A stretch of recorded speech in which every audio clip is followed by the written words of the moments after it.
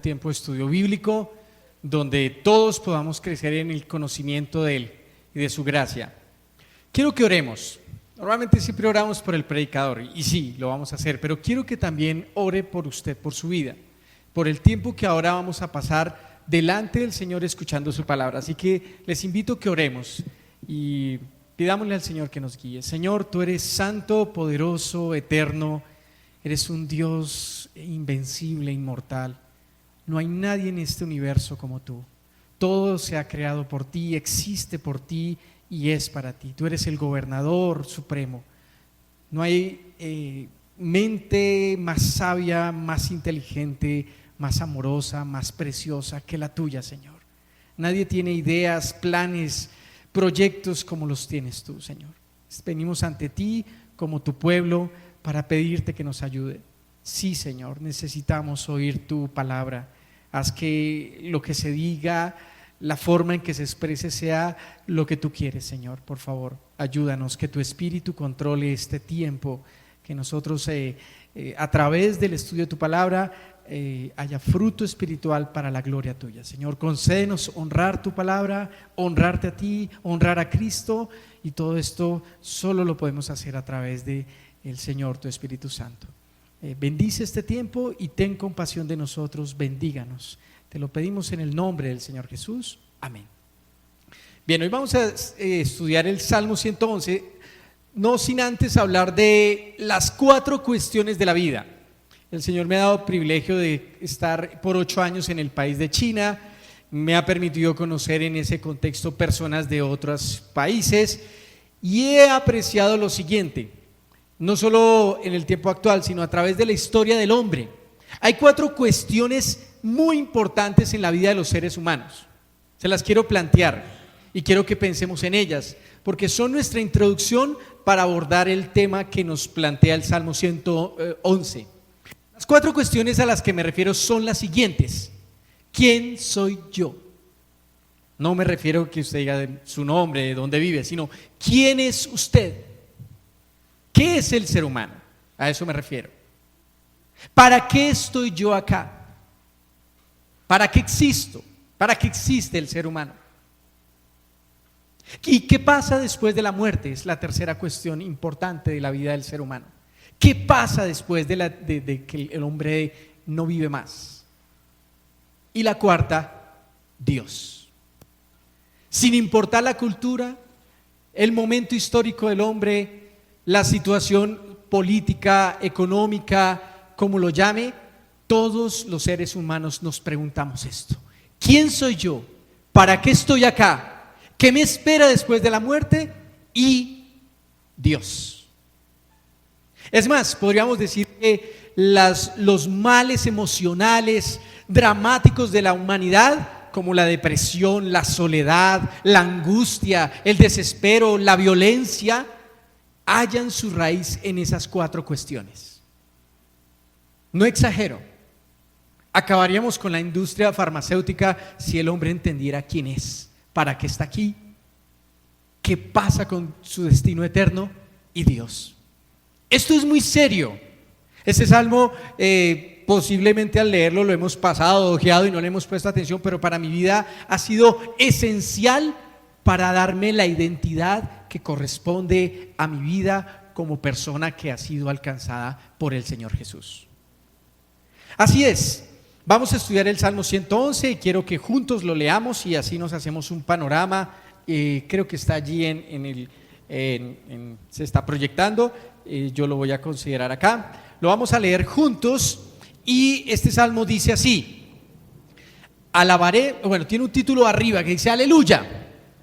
Luego dice: alabaré a Jehová con todo el corazón, en la compañía y congregación de los rectos, en la compañía y congregación de los rectos, grandes son las obras de Jehová, buscadas de todos los que las quieren. Gloria y hermosura es su obra, y su justicia permanece para siempre. Ha hecho memorables sus maravillas. Clemente y misericordioso es Jehová. Ha dado alimento a los que le temen, para siempre se acordará de su pacto. El poder de sus obras manifestó a sus pueblos, dándole la heredad de las naciones. Las obras de sus manos son verdad y juicio. Fieles son todos sus mandamientos, afirmados eternamente y para siempre. Luego continúa diciendo, hechos en verdad y en rectitud. Redención ha venido a su pueblo, para siempre ha ordenado su pacto. Santo y temible es su nombre. El principio de la sabiduría es el temor de Jehová. Buen entendimiento tienen todos los que practican sus mandamientos. Su loor permanece para siempre. Bien, vamos a estudiar, como les decía, este salmo. Entonces, miremos un poco el contexto. Este salmo, como lo hemos leído, exalta las obras de Dios. Este salmo es un poema, es un acróstico hebreo. La nota introductoria de alabanza, tenemos la nota introductoria de alabanza y luego cada línea de este salmo empieza con una letra del alfabeto hebreo en forma consecutiva. Además, hay algo muy interesante: se desconoce los autores y las ocasiones específicas, aunque, según la tradición judía, muy probablemente el pueblo de Israel cantaba este salmo en razón de que el Señor los liberó de la esclavitud de Egipto. Entonces ellos recordaban, pensaban quiénes eran ellos allá esclavos en Egipto, bajo el yugo de Faraón y una vida miserable, arruinada, y recordaban cómo el Dios de Israel los había, el Dios de Abraham, de Isaac y Jacob, los había librado con mano poderosa y sacado y dado la tierra que prometió a sus padres. También es muy probable que este salmo se cantara o se entonara en razón de celebrar que Dios había rescatado o libertado a su pueblo del cautiverio en Babilonia, cerca del año 586, cuando ocurrió esto en Israel. Es decir, este salmo trae a la vida del creyente las obras de Dios en él y le permite entender quién es ese Dios que adora, quién es Él en esta vida, para qué está acá y qué pasa con su destino eterno, y por supuesto, como lo decía, quién es ese precioso Dios que adora.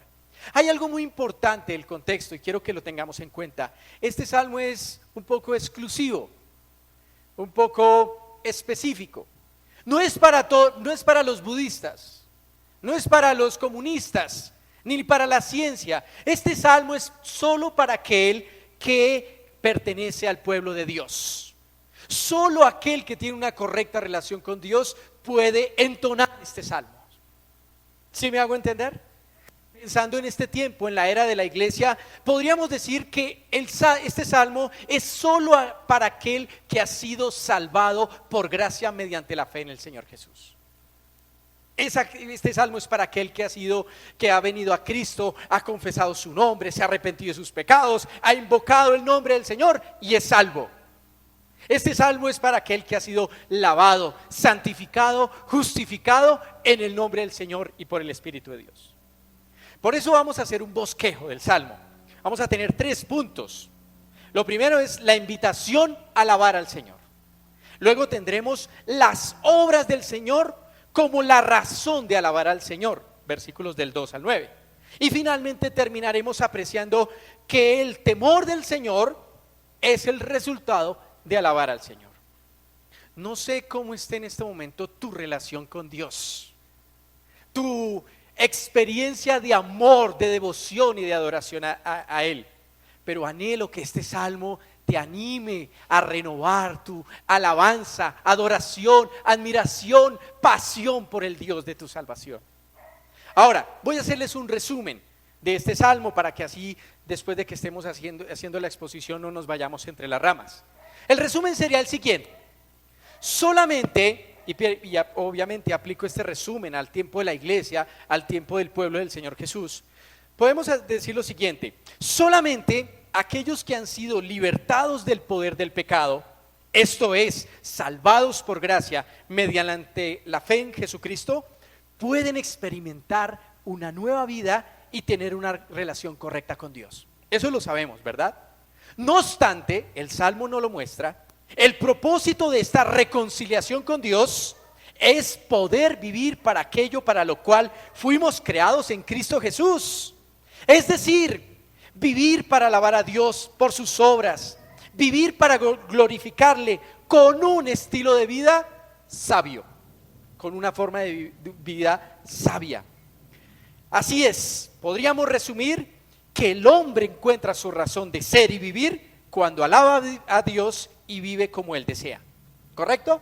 Bien, entonces entremos en materia. Primer punto, la invitación de alabar al Señor. Versículo 1 dice: alabaré a Jehová con todo el corazón en la compañía y congregación de los rectos. La primera palabra que salta allí es alabaré. ¿Qué es alabar? Bueno, en el idioma hebreo esta palabra tiene dos términos. El primer término de alabar significa celebrar, glorificar, cantar y alardear. Y el segundo término en el hebreo, nosotros en español normalmente todo lo vemos alabar, ¿cierto? Pero en el idioma chino sí hay la diferencia. Cuando usted lee la Biblia en chino, ellos sí cambian la palabra cuando hace referencia a la actividad de exaltar, de elogiar, de glorificar, utilizan un término que sería, bueno, no les voy a decir en chino, pero está bien, esto no es clase de chino, pero digámoslo, Jinpai. Entonces usted, Jinpai Yehoah, entonces alabad al Señor, ¿cierto? Pero existe otro término que da la idea de dar gracias y olor y alabanza. Ese ya no es Jinpai, sino ese es Zanmei, ¿cierto? O Gansie, que es gracias, Señor. Bueno, sí, tenemos esto, tenemos que el salmista está utilizando una palabra que nos da la idea de alabar al Señor en el sentido de darle gracias, honor y alabanza. Ahora, si ustedes notan, el salmo arriba dice aleluya. ¿Saben qué significa la palabra aleluya? Pues en el hebreo significa alabad al Señor. Es decir, el salmista en su escrito alaba agradeciendo y exaltando a Dios por su bondad constante y manifestada a través de todas sus obras. El salmista se mira su día a día, mira su trabajito, mira su familia, mira el pueblo del Señor, mira las cosas que tiene y lo único que dice es alabad a Jehová. ¿Eso quién lo hace? Alguien que sabe para qué está en este mundo, alguien que ha encontrado la razón de su existencia, alguien que tiene una eternidad segura y alguien que conoce a su Dios. Si notan por qué es tan fundamental definir y establecer y basar nuestra vida en el Dios único y verdadero. Ahora, con esto en orden, entonces el salmista sigue diciendo alabad a Jehová. ¿Cómo? Los domingos, como que metiéndole gana, así empujando, ¿cierto? No, ¿cómo dice? Alabad al Señor, ¿qué? Con todo el corazón. Qué impresionante. Noten que la alabanza al Señor debe ser con todo el corazón, es decir, con todo lo que somos, con toda nuestra alma. De igual forma, con todo el corazón subraya la importancia de que la alabanza debe hacerse con sinceridad y con un amor verdadero a Dios, con todo el corazón. La Nueva Traducción Viviente traduce este primer versículo así: alabado sea el Señor, daré gracias al Señor con todo mi corazón al reunirme con su pueblo justo. Wow, eso significa que alabar no es solo una actividad, sino una cuestión de actitud a Dios. ¿Sí me hago entender? Hoy alabé al Señor, muy bien, pero mi forma de vivir es una actitud de alabanza a Dios, muy diferente, ¿verdad? Luego dice el salmista en la compañía y congregación de los rectos. El salmista invita a alabar al Señor y que esa alabanza sea tanto privada, podría ser la idea de compañía y congregación, como pública al estar todos juntos. Es decir, nosotros fuimos creados. Cuando Dios hizo al hombre a su imagen y semejanza, lo hizo para que fuera un ser que viviera para adorar, para alabar a Dios, en comunidad y de forma privada. El pecado rompió esto, nos separó de ese objetivo, nos apartó de la gloria de Dios, por cuanto todos pecaron y están destituidos de la gloria de Dios. Pero gracias a la preciosa persona de Cristo, Dios mismo, nosotros ahora podemos restaurar nuestra razón por la cual fuimos creados, es decir, adorar y alabar a Dios. ¿Has visto a alguien que alaba a Dios triste? Y puede tener muchos problemas. ¿Has visto a alguien que alaba a Dios desdichado? Y puede tener una enfermedad terminal. Sí, así es. La alabanza a Dios es por lo cual Dios te creó a ti y a mí. Cuando vivimos para esto, no estamos haciendo más que la tarea. No estamos haciendo más que la plana para la cual Dios nos ha hecho. Ahora, entonces viene una gran pregunta, ¿no? Porque dice, esa pregunta es, bueno, les confieso que cuando estaba preparando el estudio, saltó de mi mente una palabra, con todo el corazón, dije, oiga, en la Biblia, ¿yo dónde he escuchado esto? Con todo el corazón, me acordé que alguna vez al Señor le preguntaron un escriba y maestro de la ley, Señor, ¿cuál es el principal y grande mandamiento? Y el Señor le dijo, ¿saben qué significaba esa palabra? Esa pregunta del fariseo es, Señor Jesús, o Jesús, ¿qué es lo que pide Dios de mí? Hay tanto que veo en la Biblia, hay tanto que dice, por allí cosas, por allí acá, historias, pero quiero que me digas, Dios, ¿qué pide de mí? ¿Qué es lo que debo? ¿Para qué me debo dedicar? Y el Señor le dice, amarás al Señor tu Dios los domingos y de ahí para allá siga trabajando duro porque la vida es dura. No, con todo tu corazón, con todo. Entonces me puse a revisar, oiga, esto de todo el corazón, no solo allí en Mateo. Les voy a compartir varios pasajes de las cosas que Dios, cuando aparece en la Biblia con todo el corazón, siempre se relaciona Dios mirando al hombre para decirle, haz esto con todo el corazón, con el fin de ¿qué? De que tenga una vida plena, satisfecha, bienaventurada, feliz, próspera. Miremos, por ejemplo, Deuteronomio capítulo 3 versículo 6 dice, y circuncidad a Jehová tu Dios tu corazón y el corazón de tu descendencia, para que ames a Jehová tu Dios con todo el corazón y con toda tu alma, al fin de que vivas. Josué capítulo 22 versículo 5 dice, solamente que con diligencia cuides de cumplir el mandamiento y la ley de Moisés, siervo de Jehová, que os ordenó, que améis a vuestro Dios y andéis en todos sus caminos, que guardéis sus mandamientos y le sigáis a él y le sirváis de todo vuestro alma, de todo vuestro corazón y de toda vuestra alma. Josué 23, 14 dice, reconoced pues con todo vuestro corazón, ¿qué? Y con toda vuestra alma, que no ha faltado una palabra de todas las buenas palabras que vuestro Dios ha dicho de vosotros. Todas han acontecido, no ha faltado ninguna. Primera de Reyes capítulo 8 versículo 23 dice, dijo Jehová, Dios de Israel, no hay Dios como tú, ni arriba en los cielos, ni abajo en la tierra, que guarda el pacto y la misericordia a tus siervos, los que andan delante de ti con todo el corazón. La segunda de Crónicas 6:14, que es una paralelo a este versículo, dice, caminan con todo el corazón. Segunda de Reyes capítulo 23 versículo 25 dice, acerca del rey Josías, no hubo otro rey antes de él que se convirtiese a Jehová de todo su corazón, de toda su alma y de todas sus fuerzas y conforme a toda la ley de Moisés. Ni después de él nació otro igual. Finalmente el Salmo 119:2 dice, bienaventurados los que guardan tus testimonios y con todo el corazón le buscan. Si notan, Dios quiere que con todo el corazón, ¿qué cosas hagamos? Le amemos, le sirvamos, le sigamos, le adoremos, le obedezcamos, le conozcamos. ¿Y qué promete en razón de esto? Vida. Yo he venido para que tengan vida y para que la tengan en abundancia. Una vida plena está cuando nuestro corazón se pone para el Señor. Por eso, para eso existimos, ¿no? Bien.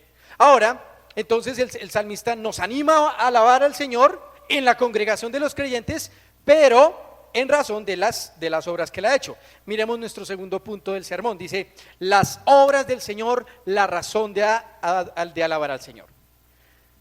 Las obras del Señor se mencionan 5 veces. Versículos 2, si usted quiere ir mirando ahí, versículos 3, versículos 4, versículo 6, versículo 7. Y estas nos hablan de qué? Nos hablan de los atributos y el proceder de Dios en su pueblo y en el mundo. Así es. Si usted mira con atención, mirará que empieza el salmista a decir tus obras, etcétera, etcétera. Ahora, según lo que dice el salmista, que el salmista ojea su vida, ojea la historia, ojea el mundo y dice: Dios, hazte esto. Según el salmista, ¿cómo son las obras del Señor? El versículo 2 dicen que son grandes, como Él es grande, ¿no? El versículo 3, ¿qué dice? Las obras del Señor son gloriosas y esplendorosas como Él. El versículo 4 dice que las obras del Señor son memorables, es decir, que para siempre se recuerdan. Qué precioso, ¿no? ¿Saben cuál va a ser la obra que nunca olvidaremos por siempre, por los siglos de los siglos? La recordaremos: la cruz de Cristo. Ahora, también el versículo 9 nos dice, el versículo 6 nos dice que las obras del Señor son poderosas como Él es, ¿no? El versículo 7 dice que las obras del Señor son justas y buenas en razón de su fidelidad. El versículo 9 nos dicen que las obras del Señor son de carácter redentor, es decir, para libertar y salvar. En otras palabras, todo lo que el Señor hace es bueno en gran manera. ¿Te imaginas confiar tu vida en Él? ¿Te imaginas que tus principios, valores, razón de vivir sea Dios? Te garantizo que todo lo que Él haga en ti será, como lo dice el salmista, bueno, agradable y perfecto. Es cierto que llega la enfermedad, es cierto que llega el problema económico, es cierto que llega la tribulación, la angustia, el fracaso por el pecado, pero no te olvides que nosotros, gracias a Cristo y solo en Cristo, somos más que vencedores por medio de aquel que nos amó. Bien, entonces, que estas obras, bueno, también valdría preguntarnos, tenemos ahí nuestro sermón, ¿qué nos dicen las obras entonces acerca del Señor? Nos dicen que Él es poderoso, que es sumamente sabio, grande en misericordia, lleno de compasión y gracia. También nos dicen que el Señor siempre será fiel, justo y bueno. Estas obras nos dicen que Él es santo y temible, imponente. Nos dicen que Él es el Redentor, el Salvador y el Libertador. Por eso el salmista en el versículo 4, y lo leo en la Nueva Traducción, dice: cuánta gracia y misericordia tiene nuestro Señor. En el versículo 9 el salmista ve al Señor y sus obras, dice: qué santo e imponente es su nombre. Y en el versículo 10 el salmista terminó diciendo: alábenlo para siempre. Wow. Díganme si esta persona que está allí hablando, diríamos: y ese hombre de verdad sabe para qué está aquí, ¿no? Sabe para qué vivir. Tiene Dios y lo tiene todo. Y si perdiese algo, o si le llegara alguna situación que le quitase, le arrancase, por tener a Dios, Él lo tiene todo. Así es la persona que vive para alabar a Dios. Ahora, ¿qué ejemplos se dan de las obras del Señor? Los versículos 5, 6 y 8. El salmista afirma que ha dado alimento a los que le temen, que para siempre se acordará de su pacto, que el poder de sus obras manifestó a su pueblo, dándole la heredad de las naciones, redención ha enviado a su pueblo, para siempre ha ordenado su pacto. Ahora, de forma específica, según la historia de Israel, pensemos a qué obras quizás estará haciendo referencia el salmista. Ahí tenemos una: el diluvio. 8 salvados por gracia mediante la fe. 8 salvados. Dios hizo un pacto donde prometió no volver a castigar la tierra con diluvio. La historia de los patriarcas, ¿no? Abraham, Isaac y Jacob. Ellos salvados con una relación correcta con Dios por fe, por gracia a través de la fe. La historia de los patriarcas es una preciosa historia donde Dios hace un pacto de prometer, de establecer su pueblo y bendecir a través de la descendencia de Abraham a todas las naciones. El Éxodo también nos habla de estas obras poderosas del Señor, especialmente la Pascua. ¿Se acuerdan de la Pascua? de los primogénitos condenados a la muerte, pero solo a través de un sacrificio por el pecado, ellos podrían ser libres. Y quienes confiaron en ellos lo hicieron y vieron pasar al ángel de la muerte y no tocar a sus hijos. Eso es muy poderoso, ¿verdad? Eso es potente, eso es redentor, eso es maravilloso. Ahora, ¿qué otras obras certifican de la grandeza y poder y de la gracia y fidelidad del Señor? La creación. El Salmo 19 dice: los cielos cuentan la gloria de Dios, y el firmamento, el universo es si tú tienes duda de cuánto poder, gracia, fidelidad tiene Dios, mira el universo. Es más, cuando empezó todo esto de la ciencia 200 años atrás, queriendo cambiar transformar al mundo para que el hombre dijera: la ciencia, la educación será lo que nos dé la razón de vivir, será lo que nos defina, será para lo que determinará nuestro destino. Y pues por supuesto ya no necesitamos a Dios, tenemos la ciencia, tenemos el conocimiento, tenemos la educación. 200 años atrás, 200 años después, hoy el mundo yace sumido en la depresión, angustia, soledad y fracaso, con muy buen nivel de vida, pero con corazones pobres, desnudos e infelices. Sí, no lo logró, pero es muy interesante. Entre más la ciencia conoce el universo, más llega a la conclusión de que se necesitaba un creador. Es más, se necesita, dijo un científico que era ateo aférrimo y se convierte al cristianismo en razón de ver las evidencias tan claras de la existencia de Dios a través de la creación. Dijo ese científico: para que alguien niegue a Dios a través del conocimiento del universo, hay que adoctrinarlo. De otra manera, esa persona llegará a la conclusión de que Dios existe. ¡Wow! Tremendo, ¿no? Bien, entonces así es.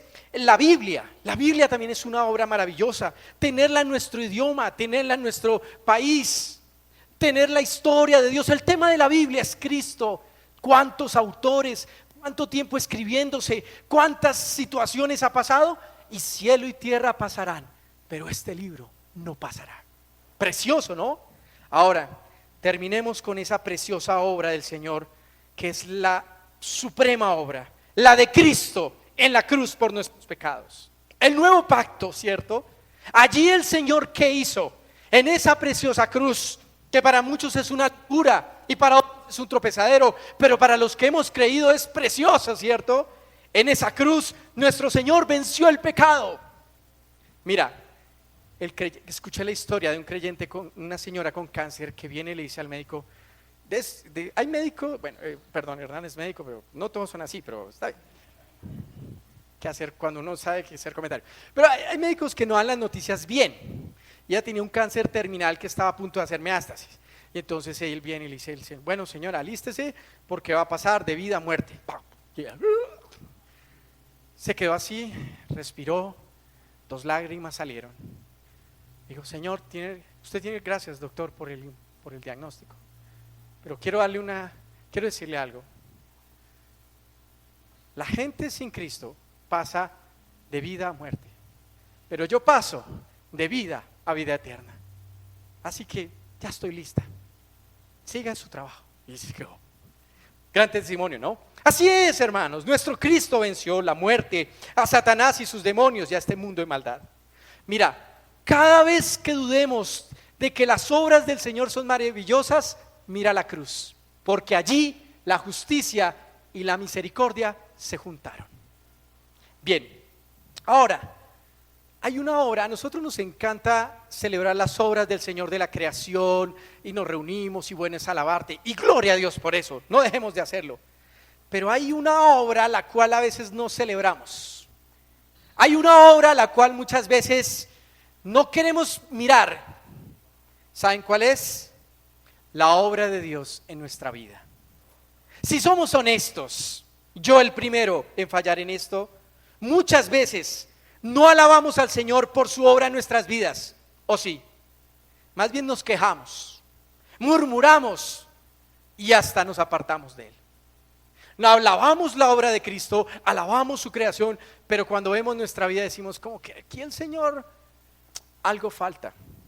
Pues no, queridos hermanos, No recordemos que, no olvidemos, perdón, no recordemos, no dejemos de recordar que gracias a la maravillosa gracia de Cristo, nosotros los que somos de Él, somos la obra maestra de Dios.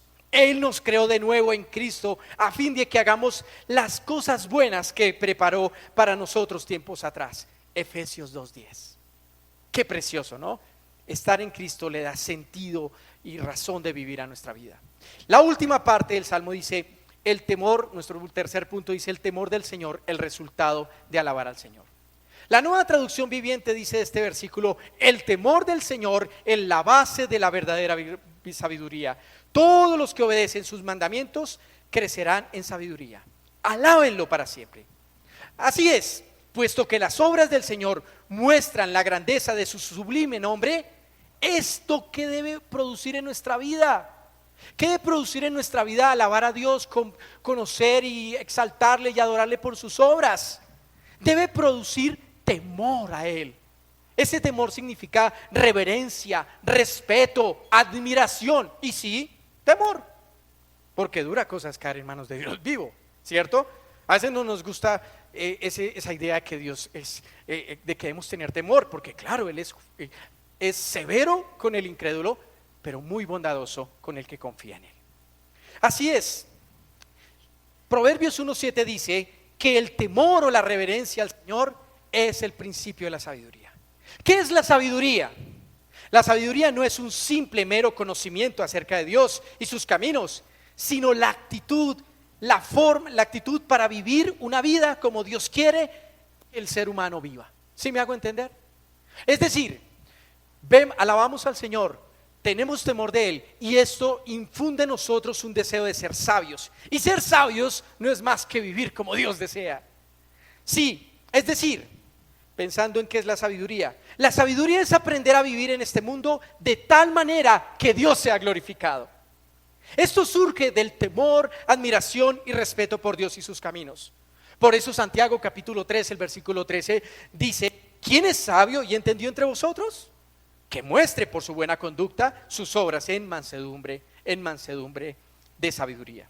Ahora, algunos dirán, ¿y para qué la sabiduría?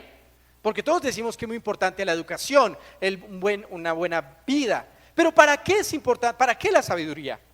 La sabiduría de Dios tiene el propósito de que aquel que pertenece al Señor moldee sus pensamientos, sus principios, sus valores, de acuerdo a su voluntad y sus caminos. Es decir, gracias a la sabiduría podemos llegar a vivir de tal manera de sentirnos seguros, tener bienestar y poder honrar al Señor. El ejemplo de Salomón. ¿Recuerdan a Salomón? Rey, muy inteligente. Un papá le había dejado una herencia, asumiendo un reino. Dios se le presenta y le dice, pídame lo que quiera y se lo doy. ¿Y él qué pide? Sabiduría. Yo hubiera pedido, bueno, esto como que Israel está muy pequeñito, ¿qué tal todo el globo? ¿Cierto? Dame todo el mundo. Él no pidió riquezas, no pidió poder militar, poder político, él pidió sabiduría. Sí, Salomón sabía que la sabiduría es más valiosa que las piedras preciosas y que el oro. Ahora, ¿cómo se adquiere la sabiduría? No lo dice el mismo salmista. Del ejercicio del hábito, de la actitud de alabar a Dios, pero también el versículo 10, la parte B dice, todos los que obedecen sus mandamientos crecerán en sabiduría. Santiago capítulo 1 versículo 5 nos dice que también otra manera de adquirir sabiduría es reconocer, es ser humilde, que no la tenemos. Y por consiguiente, si alguno de vosotros se ve falto de sabiduría, pídale a Dios, el cual da a todos abundantemente y sin reproches y le será dado. Aquí terminamos, hermanos. Aquí terminamos. ¿Bueno es alabar al Señor? Sí. ¿Para eso fuiste creado? Sí. Pero quiero hacer una corta aplicación. Hermanos, yo le animo a que empiece a hacer el hábito diario de su vida, en su tiempo de oración, de alabar y darle gracias al Señor por su vida. Así esté pasando lo que esté pasando. Si usted ya tiene a Cristo, es la persona más dichosa y bienaventurada que puede existir en este mundo. Tener a Cristo es estar en una posición de victoria, que hace que las dificultades, problemas y los sinsabores de la vida sean manejables porque tenemos su gracia. Cultivemos el hábito de alabar a Dios, que cuando el domingo vengamos ya sea tan normal que alabaremos de corazón al Señor. Ahora, la obra de Dios en nuestra vida, algunos pensamos que milagros hoy en día no hay, ¿no? No hay obras maravillosas como las de Israel y bueno, la obra de cruz, pero ¿saben cuál es el milagro más grande? Yo, un pecador perdido, muerto en pecados y delitos, que Cristo lo haya salvado, lo haya sentado en los lugares espirituales y ahora lo tenga sirviéndole a Él. Sí, cada vez que alguien nace de nuevo por gracia, por la fe en Cristo, eso es un milagro maravilloso. Que ni sanar a un leproso, ni alimentar a una multitud, ni quitar una grave enfermedad tiene comparación eso. Sí, tenemos el milagro más precioso, que es el milagro de la salvación. Ahora, la meta de nuestras vidas es ser como Cristo, el crecimiento espiritual. Y por eso este salmo nos da excelentes hábitos que promueven el crecimiento espiritual. ¿Estás creciendo espiritualmente en comparación al año pasado, al mes pasado, etcétera? Pues mira, el salmo nos dice que para que nosotros crezcamos más espiritualmente a la estatura de Cristo, ¿qué debemos hacer? Versículo 1, alabar al Señor. Versículo 2, deleitarse en Él. Versículo 10, temerle a Él. Versículo 10 también, obedecer sus mandamientos y conocerlo a Él. Hermanos, la salvación es preciosa. Nos libra del infierno y nos quita toda culpa del pecado. Ninguna condenación hay para los que está escrito. Pero lo más que me llena de admiración, de alabanza a Dios, es que a través de la salvación que nos da el Señor en Cristo, puedo estar cara a cara con Dios. Puedo estar enfrente de Él. Puedo adorarle. No hay ningún querubín, ningún ángel en el cielo que cuando me vea a mí en la presencia del Señor me diga: salte de aquí, Federico, porque el Señor me ha salvado. Termino para la persona que no es del Señor, que no es de Cristo y ha venido hoy acá. Mira, no sabes de qué te estás perdiendo. Fuiste creado para Dios y en Dios encontrarás la respuesta de quién eres, qué haces acá, qué te espera en la eternidad y quién es Dios para ti. Sí, si no has entregado tu vida a Cristo, arrepiente de tus pecados y confía en Él. Su obra en la cruz es el único camino, verdad y vida, porque Él es el camino, la verdad y la vida, por el cual puedes solucionar tu problema de pecado y sus consecuencias. Si quieres experimentar una vida plena y a pesar de lo que pase, tienes poder, gracia, consuelo para vivir, experimenta la libertad, la salvación que te ofrece Cristo. Todos los que hemos creído en Él no hemos sido defraudados. Ojalá, estoy seguro que si tú crees en Él, tampoco lo vas a hacer. Vamos a orar.